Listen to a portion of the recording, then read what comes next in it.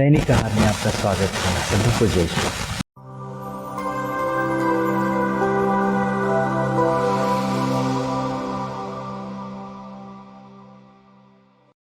इस में मेरे मित्रों, मेरे प्यारे भाइयों और बहनों, पिछले साल की बात है। मेरी मुलाकात माहिम चर्च के सामने एक महिला से हुई। महिला बेहद गरीब थी, सीधी सादी विधवा थी। सब्जियां बेच कर अपने बच्चों का लालन पालन करती थी। तो फिर उससे जब मैंने बातें शुरू की, उसकी प्रज्ञा को सुनकर, प्रज्ञा को देखकर मैं अचंभे में रहा। मैंने सोचा कि मैंने कितनी पढ़ाई की है, मैंने थियोलॉजी की है, मैंने फिलॉसफी की है, लेकिन उसकी प्रज्ञा के सामने मेरा ज्ञान कुछ भी नहीं। इतनी सुंदर सी बातें वो कर रही थी। उसी बातों को मैं आपके सामने रखना चाहता हूँ। उस महिला ने कहा, फादर जी, जब से मैंने अपनी प्रार्थना बदली है, जब से मैंने अपनी प्रार्थना बदली है, मेरा जीवन ही बदल गया। तो मैं सोचने लगा कि प्रार्थना बदलने से जीवन कैसे बदलेगा। तो उसने मुझे समझाया, फादर जी, मैं पहले कुछ इस प्रकार प्रार्थना किया करती थी। मैं कहती थी, हे ईश्वर, आज के इस दिन के लिए तुझे धन्यवाद। लेकिन अब मैं प्रार्थना करती हूँ, हे ईश्वर, एक और नया दिन दिखाने के लिए धन्यवाद। तो मुझे समझ में नहीं आया और मैंने पूछा उससे, इन दोनों प्रार्थनाओं में अंतर क्या है। तो उसने मुझे समझाया और कहा कि फादर जी, जब हम प्रार्थना करते हैं, प्रभु आज के सुंदर नए दिन के लिए धन्यवाद, इसका अर्थ होता है कि ईश्वर ने आज हमें एक नया दिन दिया है। वो कल भी देगा, वो एक हफ्ते तक भी देता रहेगा, एक साल तक भी देता रहेगा और शायद 50 साल तक देता रहेगा।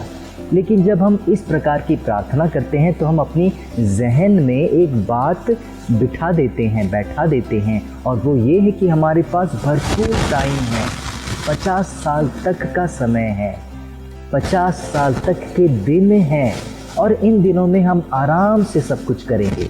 जो काम आज करना है हम उसे टालते जाएं। ऐसा करने से क्या होगा? हमारा जीवन धीमी गति से चलेगा, हमारे जीवन में कुछ सफल हो ही नहीं पाएगा, क्योंकि हम कुछ कामों का प्रारंभ कर ही नहीं पाएंगे। तो वो कहती है कि ऐसे समय में ही मुझे एहसास हुआ, क्योंकि मेरे रिश्ते टूट रहे थे, मेरे बच्चे मुझसे दूर जा रहे थे, मैं ईश्वर से दूर चली गई थी, मेरा जो व्यापार है वो धीमी गति से चल रहा था, मेरा चर्च जाना भी कम था। लेकिन जब से मैंने प्रार्थना करना शुरू की, वो कहती है, जब से मैंने प्रार्थना किया, हे प्रभु, एक और नया दिन दिखाने के लिए तुझे धन्यवाद। इसका अर्थ होता है प्रभु ने मुझे एक और दिन दिया है और वो दिन आज है। इसका अर्थ ये है कि शायद इसके बाद वो मुझे और दिन शायद नहीं दिखा पाए और यही मेरे जीवन का अंतिम दिन है। और यदि यही मेरे जीवन का अंतिम दिन है तो मुझे भरपूर प्रयत्न करना है। यह जीवन, यह दिन पूर्णता से जीना है। हर वो काम करना है जिसके द्वारा मैं ईश्वर के और नज़दीक आ सकूं और अपने बच्चों के और नज़दीक आ सकूं और अपने पड़ोसियों के और नज़दीक आ सकूं।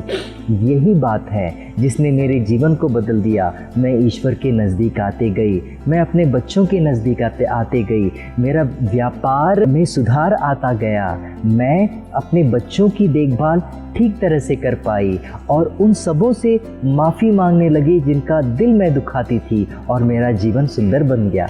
मेरे मित्रों, आज का जो सुसमाचार है वो मत्ती अध्याय 13 पद संख्या 47 से है। प्रभु हमें समझा रहे हैं कि स्वर्ग राज्य एक समंदर में डाली गई जाल की तरह है। वो जाल हर प्रकार की मछलियों को फंसा लेती है और जब मछलियां फंस जाती है तो मछुआरे उसी जाल को घसीट कर समंदर के किनारे लाते हैं और उनमें से चुन कर अच्छी मछलियों को बर्तनों में भर देते हैं और भद्दी मछलियों को, बेकार मछलियों को फेंक देते हैं। भला आज का यह पाठ उस महिला के जीवन से कैसे जुड़ सकता है? कुछ इस प्रकार जुड़ सकता है। आज का पाठ हमें बता रहा है कि हमारे पास समय बहुत कम है। आज का दिन शायद मेरे जीवन का आखिरी दिन है और इस दिन को मुझे कुछ ऐसा बिताना है, ऐसा चलाना है, ऐसा व्यतीत करना है मानो ये मेरे जीवन का अंतिम दिन है। मुझे हर वो काम करना है जिसके द्वारा मैं स्वर्ग राज्य पाने के लिए तैयार हो जाऊं।